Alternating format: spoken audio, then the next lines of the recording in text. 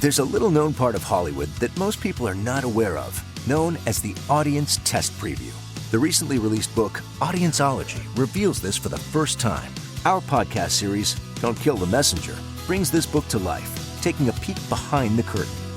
And now, join author and entertainment research expert, Kevin Goetz. Most of you know that in recent years there's been an absolute explosion of documentary filmmaking that has really fueled this insatiable demand from streaming platforms. Today, documentaries are in a much stronger position in the hierarchy of entertainment. And this genre of filmmaking is really changing the industry in what I really believe very exciting ways.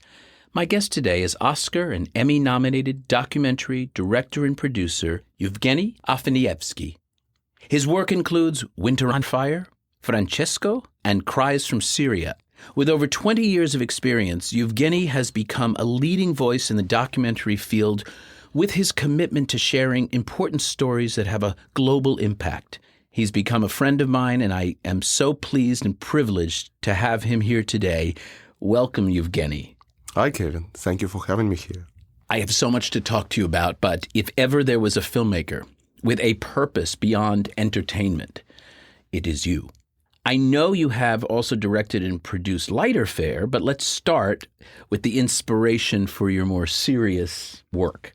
Tell me about your childhood, growing up in a part of the Soviet Union. You know, it was former Soviet Union, actually, because I left before 91, a collapse of Soviet Union. So when the perestroika was already for the second year, perestroika started in 1989. I love you say perestroika. Perestroika, yeah. I have a strong R. And in 91 I left, and it was something that I wanted to do because I not felt that I have a future in Russia.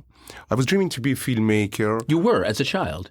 True. But you know what? Being just somebody who is trying to do it on its own through the club, through the social club, it's different than to do movies with the purpose for the audience. It's two different things. Today, you literally have all the tools. This new generation have all the tools. They take in cell phone, making a little movie and able on their own cell phone even edit this and then putting this on YouTube and millions of viewers.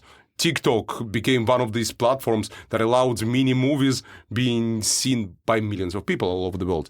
When I was growing in 1980, we can say that the only luxury of the film was the real film and the real camera and the old traditional process of splicing. Did you see movies as a child? Yes, I did. Like, what was one of your influential movies as a kid?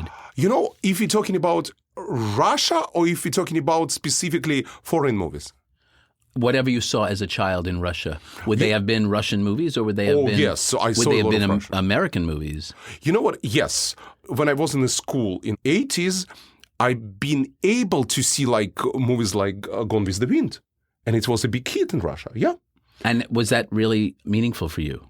You know what? It was interesting because people were so excited to see something that was done beyond our borders, and it's in the cinemas, and it was even hard sometimes to get the tickets for these type of movies. I think Russia in the 80s had impact from Bollywood movies, India, because I remember some of the traditional Bollywood movies. Another movie that pierced the borders of Russia was Flew Over the Cuckoo's Nest, which also I saw when I was in school towards the older age. So you went to Israel from Russia, and did you study film there? No. It wasn't until you came to the United States. In about what year are we talking then? You know what? United States, I moved officially in 99, but I've been first time in the United States in 96.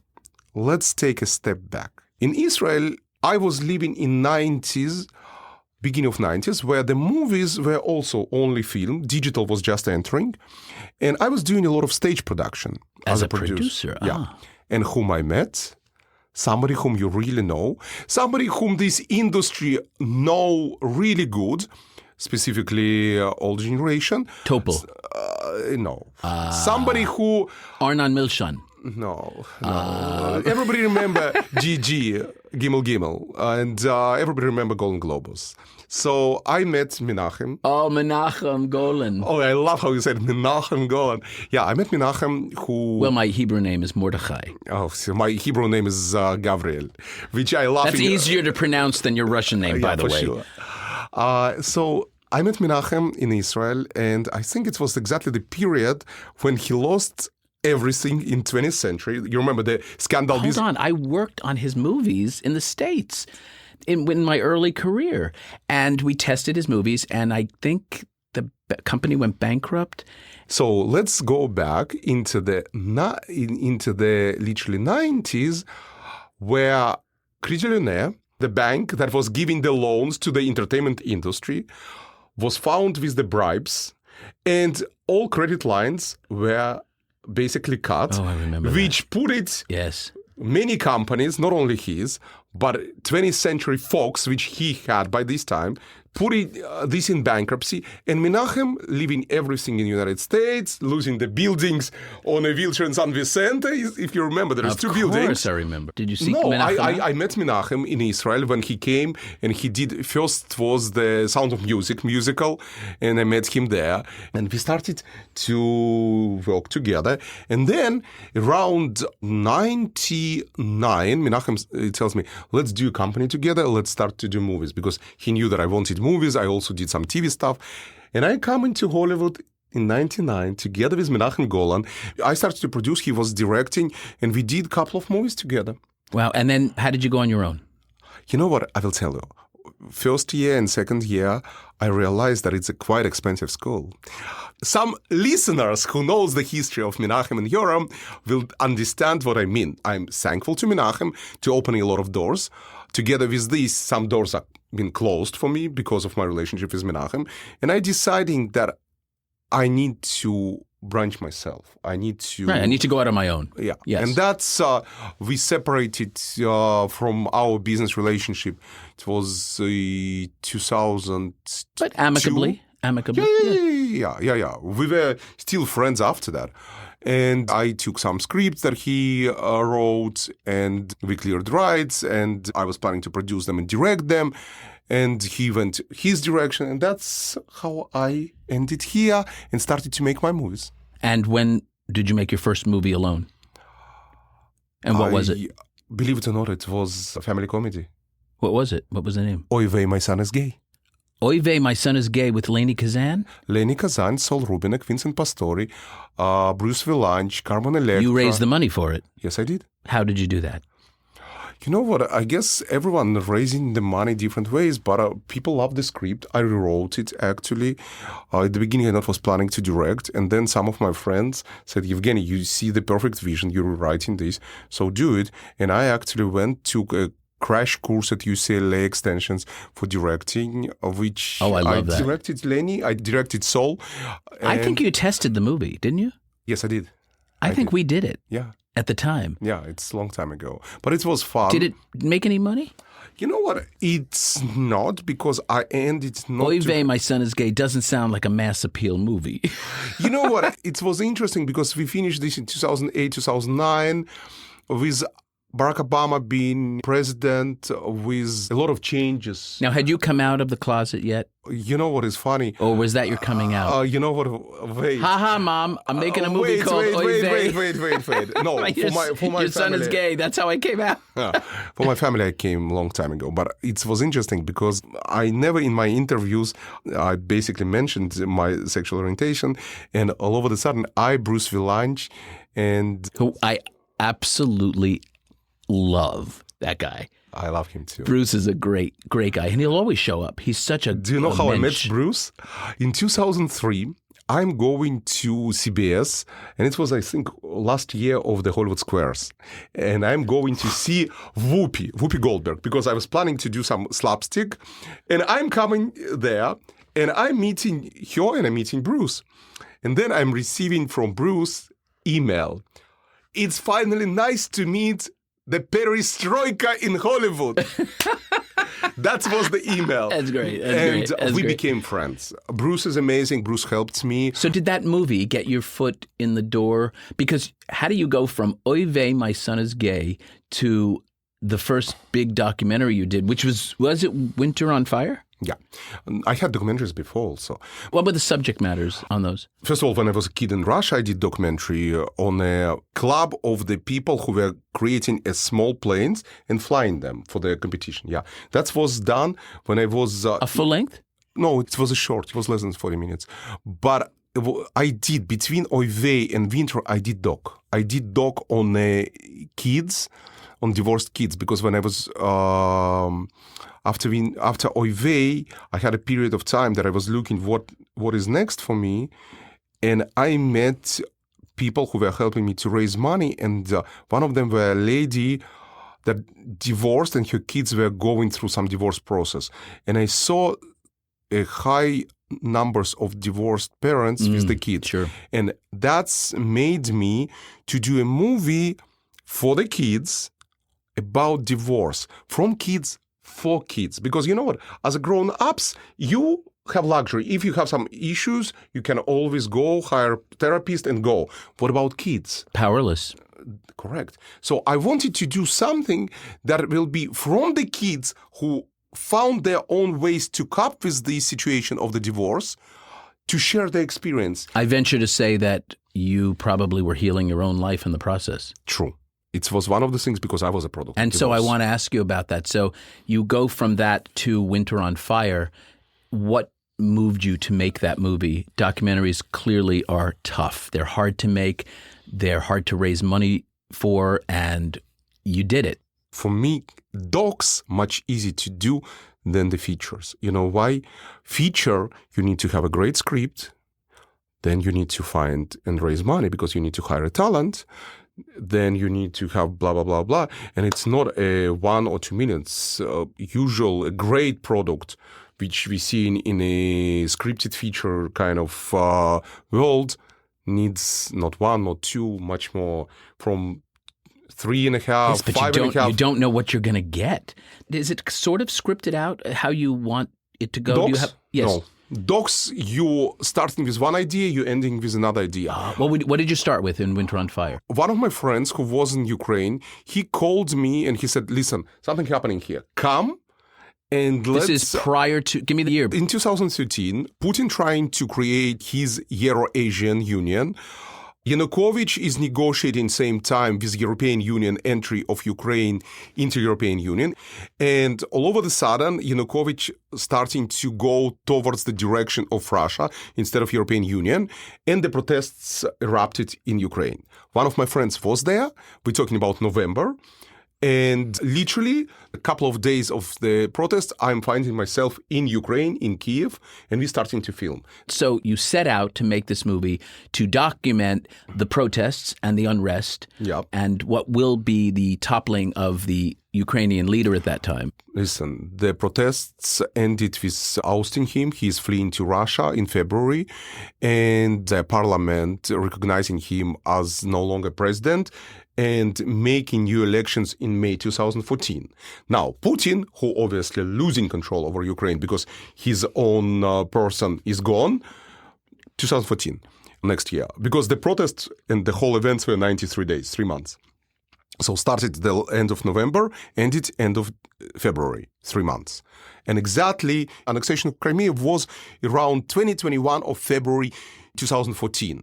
That's the beginning of the real war. So the Russians just marched into Crimea?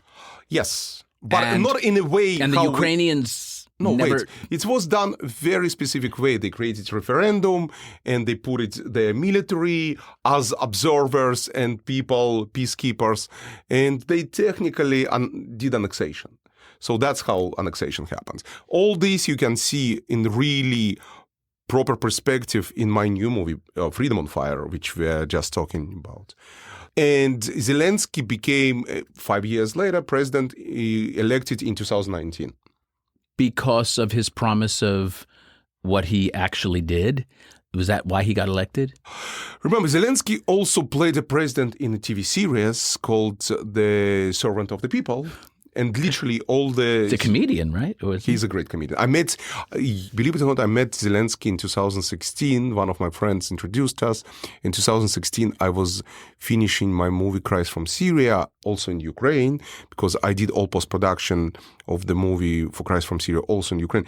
It's interesting, since Maidan, I doing a lot of sound work.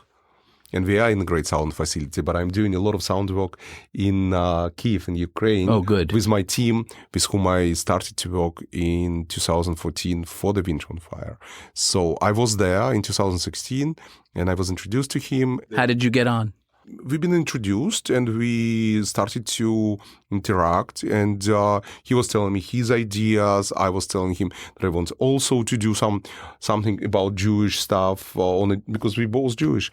So we wanted to do something on a Jewish topic. So he was telling me his ideas. It was interesting collaboration, brainstorming. And what about Syria? How did you do that from Ukraine? Did you get into Syria? I did. As a Jew, how did you get in? First of all, I'm an American citizen, but you can't go official channels to Syria. 2013, America broke ties with Syria. It was after Giyas Matar's murder, and America literally dissolved all the relationship with Syria. And the only way to get to Aleppo was smuggling. So I did it. Listen, I did a lot of crazy stuff in my life. I know you did. You really put your life really in danger in many times. It's true, but you know what? Sometimes to document the stories comes with the territory, and the evaluation, realization of what you just did comes later. What happens when you learn that Winter on Fire is nominated for the Academy Award? Where did you learn that you were nominated? I landed in Vilnius. I was invited by the army and the government to celebrate the 25th anniversary of Russian attempt to crush people in Vilnius. It's a story that in January 1991, when Russian tanks were next to the TV station in Vilnius, killing people. So in 2016, it was 25-year anniversary, and they decided to show Winter on Fire. And I was invited, and I landing, and the people from the army meeting me in the airport, and all of a sudden the phone starts ringing, one after another. And I got a message that I was just nominated. Who told you? One of my friends called me from New York, and then What did you do when you heard? I was speechless, and then I got a call from Netflix, and Netflix said, where are you? I said, I'm abroad. They said, you need to be here as quick as possible. And then my amazing, she is a publicist, she was executive at Netflix, amazing person, Electra Gray, who was like a sister through the whole period of time, giving me backing. And she called me and said, Evgeny, there is so many things people want to hear from you. Can you do some statements? Can you do some sound bites? And I'm like, yes, I'm here. I'm on my cell phone. If somebody needs to call, please give them a cell phone. And that's the whole story. But then you went back and you attended, yes? 2 days later, I was already in LA. Ah. Yeah, because What was that night like? You know, it's interesting because many of the listeners probably been there and many dreaming to be there. And it was a dream. It was surreality. Did you take your mom? Yeah, I was with my mom. I actually had also some of your friends. I think your dear friend David Dinerstein was with me, who was one of the APs of the movie. David was a producer of it? Executive producer. Wow. Yeah, and then he went on to win the Academy Award, didn't he, for Summer of Soul. Summer of Soul, yeah. By the way, he went together with Robert, who is my attorney till today, Robert Friveland, and Robert was the producer of the show. But actually, David introduced me to Robert, and till today, I'm interconnected. And by the way, yes. I met David when I was doing Oy My Son is Gay, and I will tell you who introduced between us.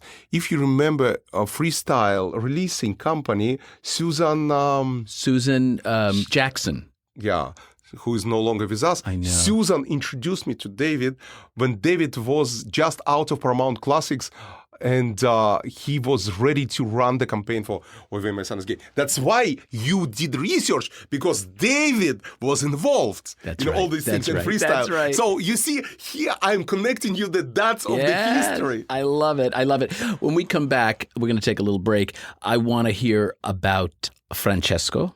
We'll be back in a moment.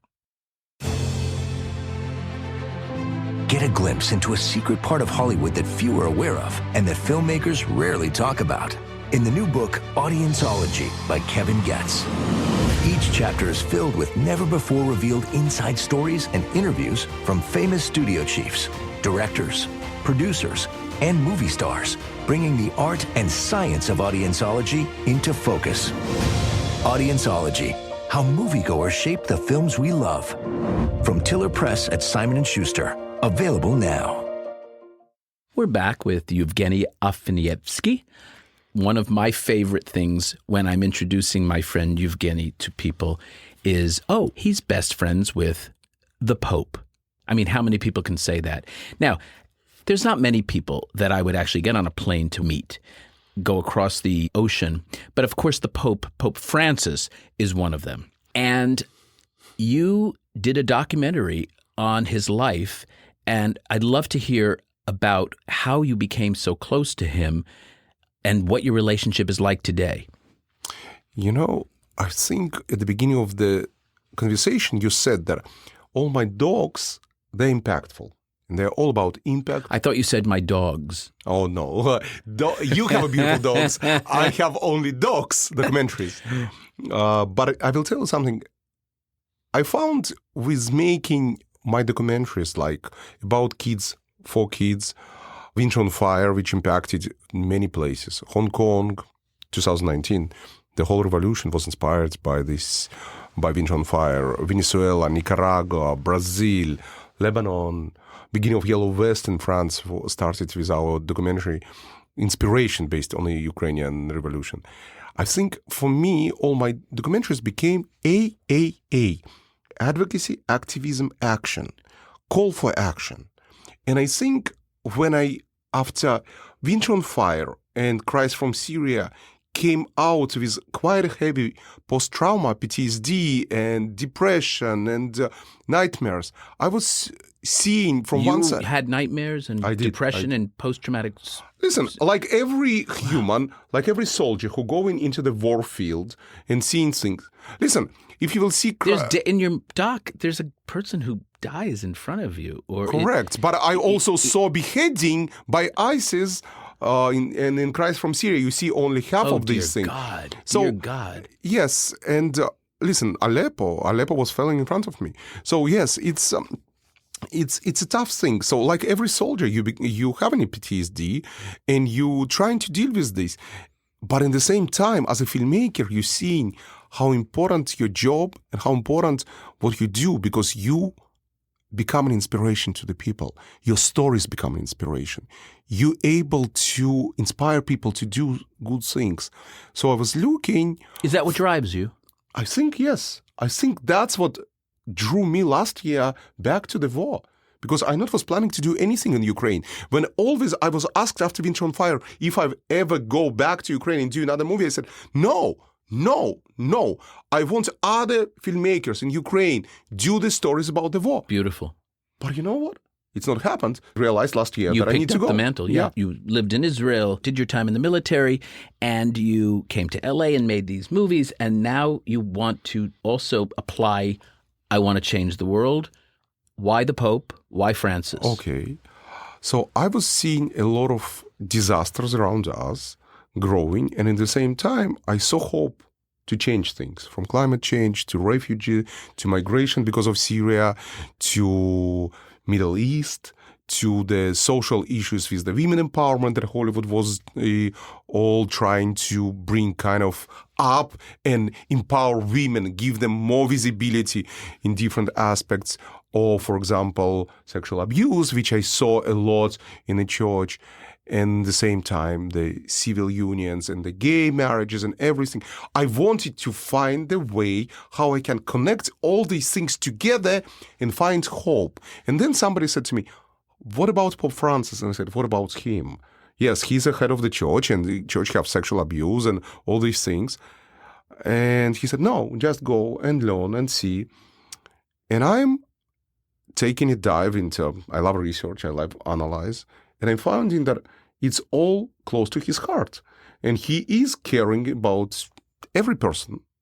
Because I think for Pope Francis, there is no labels, there is no stickers on the people. It's human being. It doesn't matter which religion you are, which color, which your sexuality. No, you are the human being. And I decided to do the movie. But how I get into Vatican? So I tried to write to the Dicastery of Communication. Some people went there, nothing. Then I learned that somebody the head of dicastery of communications of Vatican, was also a judge in Venice. So I went to my dear friend, who is amazing friend, an amazing human being. You know him, Alberto Barbera, director of the Venice Film Festival, the person who, despite everything last year, invited us without seeing the movie. And I'm writing to him, calling to him and saying, Alberto, I need your help. Immediately, Alberto took my letter to Monsignor Dario Vigano. He was the chief of communications of the Vatican, of the whole dicastery. Nothing. I'm coming to... Alberto suggested to me go in person. When I arrived to Rome, I met some other people, and they all said, you need to go to Vatican. So I went to Vatican. I met with Dario. Dario immediately replied to me when I arrived. He said, you can go, start do your movie, but I'm not promising you any meeting with the Pope. Or any cooperation, yes. No. Wow. Like everybody else, just go and start. I wonder how many people before you had tried. Oh, many. And I will tell you something else. You're probably familiar. Amazing filmmaker by name Wim Wenders did the movie before me. Wim Wenders did? Yes. And I'm sure... A documentary? Yeah. Pope Francis, the Man of the World. And I'm sure you tested this movie. Just think about it. I'm not sure, but I because will it was look into universal. I think it was universal. Wow. So what you did to differentiate yourself, I think the listeners will really like. I think what I did, I realized... You decided to go back further. Correct, because... In Francis's life. But Kevin, as a filmmaker, I want to tell to the listeners one thing. Believe in yourself and never give up. That's one of the things that I think as the kid who born in Russia, who was dreaming to be a filmmaker, trust me, I have a camera at home. I will send you a picture today later. Camera that is almost 35, 40 years old. The same camera that I did my first 16mm movie, which I literally developed in a dark room with the chemicals that I found in you must places. have loved the Fabelmans. Oh, yeah. And I spliced it in a little Moviola. So I have still this camera at home. And oh, isn't that wonderful? That's so great. You had this passion to, as a filmmaker, you were saying, getting to the essence. So, yes. So, of never this give man. up. So, never give up. And what I'm doing, I realized that, okay, if I can't go through the traditional ways, I need to start from the beginning. I think it's important always to start from the beginning. And the beginning is Argentina. You flew to Argentina? In 2018, I went on your March, own dime? On my own dime, on March. And I started to meet from his relatives to his close friends. I started to interview them. That's why I'm telling you that to do documentaries is easier than the features, because you take in your own camera and you go in. You certainly have more control. True. You don't need a yes at that point. Correct. And you also don't need millions of dollars for that. You need to be able to backpack and to go.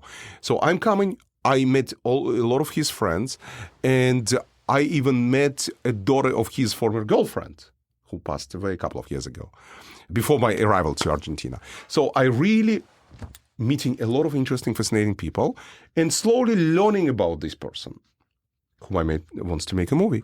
And at the same time, I'm learning about a lot of great people in Vatican who potentially can assist me to get different messages to him. But why did they now... Had you shown them footage? Why did they now kind of begin to trust you to forge that introduction? I think after two of my movies, Winter on Fire and Cries from Syria, I already gaining credibility. That was your calling card. You proved that you can do it. Correct. So you weren't just some person off the street. You were now an Academy Award nominated filmmaker who now has gone to Argentina, interviewed the Pope's family and friends, and so you finally get the audience with His Holiness. No, you know what? It's still a long journey, because when I arrived back... But documentaries aren't difficult. No. I still had a long journey until I started to meeting this person. I started to shake his hand and getting him my letters and telling him about myself and developing kind of relationship. But you do speak Spanish, I want to say, and the Pope's primary language is Spanish. True. And so but we speak Spanglish. I think I mixing my English and Spanish, and he doing the same thing for me. And it's interesting. He doesn't speak English very well, fluently, yes. correct? Yeah. But he understands But English. he has 5 languages, correct? He have... that he speaks fluently. Yeah. Spanish, Latin, German, Italian, and what else? What's the other one? I don't know, because that's the practical what we are around us all the time. Oh, that's fantastic. So I can tell you another thing. He was talking to Porteño, the Portuguese, when last time I was with some friends with him. Evgeny showed me a video of his birthday. I believe it was last year or the year before. It was actually October 2020 when all the world was on lockdown. Okay, so 3 years ago, Evgeny said to me, let me show you this. And it was the Pope and a couple of his inner circle and yourself and him singing, "Happy birthday to you, happy birthday." He made everybody and he had sing. the cake. Yeah. I wonder if he made the cake. But I love the story and your relationship with him. It has really become so close. And I do want to mention that 2.5 years ago, a miracle happened. Evgeny became a single father. Well, he became a single father 1 year and 9 months ago, but 2.5 years ago was when his son came to be. He was born, and as a Jewish man, what do? You bring your child to the Pope to get him baptized. I thought that was incredible. After his bris, let's just say. And what's so great about that is he's become your baby's godfather. He is, and he really deeply cares for him. It's remarkable. With all his busy schedules, today he just returned back from the hospital, and I heard from him. He was in touch with me actually today, and 2 days ago he was in touch with me. I have to tell listeners this. He texts directly to Evgeny. It's not like an interpreter, so he gets texts from the Pope. It's messages, it's letters, yeah. It's letters. And letters. But you say when you text him, you get him from him back, yeah? Yeah. I mean, it's just incredible. He's about to pull his phone out. Oh, Lord. So I am going to go over to Italy in the fall, and Evgeny is taking me in to meet His Holiness, and I am overjoyed. And many of my Catholic friends, particularly my Catholic friends, are really jealous. I want to talk about your son for a moment and say you have put yourself in harm's way a lot. And I saw some of it in Winter on Fire.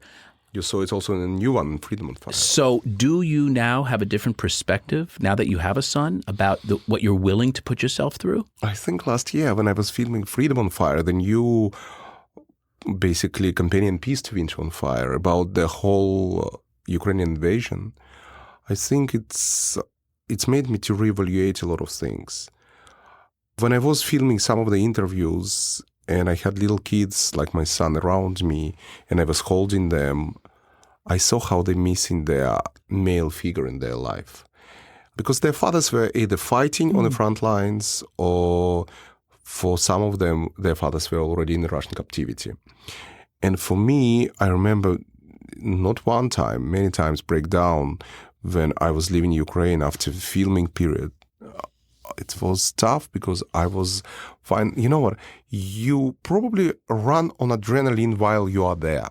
But then adrenaline is gone when you live in the war zone and you're coming back to the peaceful world, which is there across the border in Poland. And then you fly into Rome, you fly into America. And you know what? I think those moments were really tough. I remember how I came when it was May, June last year, April. And all over the sudden, I was 3 days in a closed bedroom. I didn't want to see anybody. I not was able to even eat. My nanny and Frankie were all the time worried about me. And Frankie is my son. He wanted to see me and she was surprised, but I was just decompressing, and I was trying to find the way how to regain the strengths and the emotions back. Wow. And it's... Thank you for sharing that with us. And I want to also mention that your passion, and when you talk about Frankie, named after Francis, I imagine, is extraordinary. It's the way in which you speak about him, you light up, and I can only imagine you're the most glorious father. Thank you. But also he helps me to go through the PTSD. You bet. I will tell you. Bet. He helps me to go through some of these dark moments, which I saw a lot in my life. And he gives me motivation of why I do in these movies. Because at the end of the day, in these dark days for the world, we sometimes thinking, what is next? What is tomorrow? You know what? The next will be what we will create. It's all depends on us. And it's a lot of times depends on us, on the filmmakers, because we are the ones who can change the world, specifically in these days when propaganda, when fake media, when all these lies are getting through different sources of social media or channel media. We as filmmakers, we can educate the world, we can bring the truth, we can bring spotlight on the issues and change them. And it's us who can create a better future for our kids. That is a clarion call for young filmmakers, and I think a beautiful message to impart. Film in general, movies, television, the media can really change our world, perspectives, educating, all of those things that I love about what we all do and are a part of. You know, I'd love to get your perspective on why documentaries right now have really gone to that hierarchy, top of the hierarchy, if you will, or certainly higher than they've ever been. I would say in the last 5 years, that's a phenomenon. People are much more interested in them sort of in the world at large, as opposed to just that niche audience that maybe 20 years ago you would see. Why is that? But Kev, let's look at the world right now. Let's look at the world since pandemic. We started to live in a bubble. When we opening the news, and before it was a TV, we were looking at the segment of the news for 2-3 minutes. We don't know what was before. We don't know what will happen after. So we just in a moment. And then next day we having something else. And next day something else happening somewhere else. And it's gone. The documentary, like every story, have beginning, middle, and end. We educating our audience. We bringing spotlight from different parts of the planet and telling them the story. Remember, when I brought Winter on Fire, nobody knew exactly about Ukraine as a country. For the first time, people learned that there is Russia and there is Ukraine. And then, after Winter on Fire, people also learned about Courageous Nation and the people in Ukraine and all what's happening there. But not much people saw the footage even, what's happened there. But that's not unique to documentaries. That's always existed, bringing attention to it. But for some reason, documentaries as a genre, the style, has taken a different turn in a larger way and more appealing to more folks. And I think it's probably the streamers that are responsible for it. Listen, would you agree with that? Absolutely, because when I came to Netflix in 2014 with the first cut of Winter on Fire, and amazing Lisa Nishimura and Adam Del Deo and Ted Sarandos came and literally shook my hand and said, "Deal, we bringing this up." Oh. It was the golden era. It was a golden era because 2 years before me, it was The Square. Then it was Virunga. Then it was me. And it was beautiful to see how they literally started to pull more and more and more docs. And before that, it was Sheila Nevins, who was frontrunner with HBO. So it was a great people who were championing our product, our great artistic filmmaking product, that was a great storytelling product also. And they were bringing this to a lot of eyeballs, bringing this and educating people. And I think, like you said, streamers created the love to the docs. And today, the more and more and more fascinating outlets being born. Now, last year, we can say that it's been shuffled. Like today, we know that Discovery... Well, then there was a glut. Like anything else, there were so many of them made. And then the bar gets raised to how good they need to be, the subject matter, how far they touch different audiences, etc. Do you have a particular documentary filmmaker that you really admire at the moment? You know what? For Winter on Fire, for me, was a great inspiration with Johan, who did Square, and we had amazing friends. I was also influenced a lot with Brett Morgan, who really was my influence on the personalities, because all his movies are personalities. And I learned a lot from Brett when I was doing Francesco movie. Johan, Brett, they are great friends. I always happy to see Matthew Heineman, who also doing a great stories from the front lines. Ondi, she is an amazing storyteller. I'm talking about the really filmmakers whom I admire and from whom I can always learn something. And I'm sure they learned from you as well. I mean that because you are such a pro and so detailed in your storytelling. I was so moved by Winter on Fire, and now, of course, Freedom on Fire. I'm just going to cut to the chase because you've shared this with me. Freedom on Fire is hard to find the ending for because there's no ending to the war. So you will ultimately, and I think soon, find a way to tie it up even before the war ends, and then probably, I would imagine, hopefully have a third movie to give us the resolution.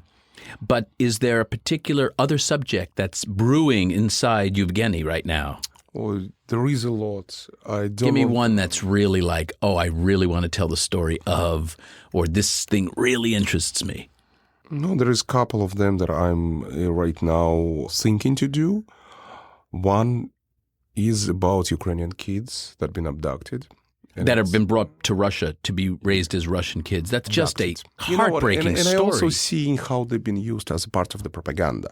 The Freedom on Fire that you saw that I really paid attention a lot to propaganda because it is horrifying how dictators of our days started to use the manual of Joseph Goebbels from 1939 as their manual. And today we can see Putin, many other great dictators of today's world using this manual as their playbook. And that's how the birth of fake news been done. It's all coming from the same playbook of Goebbels.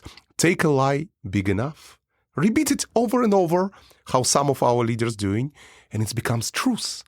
And there is another say of Goebbels, truth is an enemy of the state. Wow. Yeah. Evgeny Afineevsky, I am so grateful that you were here. I thank you for your contribution to citizens and to the world. You are making us look at things in a different way, and it's really enlightening and very touching to talk about these very personal stories. So thank you very much. Thank you, Kevin, for having me here, and I hope we can bring the change as a filmmakers. You're doing change your way, I'm doing change my way. And like on Maidan, on Winter on Fire, was a poster. And it was a big drop of water, and below was a sign. Each of us is a drop of water. Together, we're an ocean. So together, we can change this world. Wow. To our listeners, I hope you enjoyed our interview. I encourage you to check out Evgeny's documentaries and follow him on social media at Evgeny_director. For other stories like this one, please check out my book, Audienceology, at Amazon or through my website at kevingets360.com. You can also follow me on my social media at kevingets360. Next time on Don't Kill the Messenger, we will welcome the incredibly talented director and producer Antoine Fuqua. Until then, I'm Kevin Goetz, and to you, our listeners, I appreciate you being part of the movie-making process. Your opinions matter.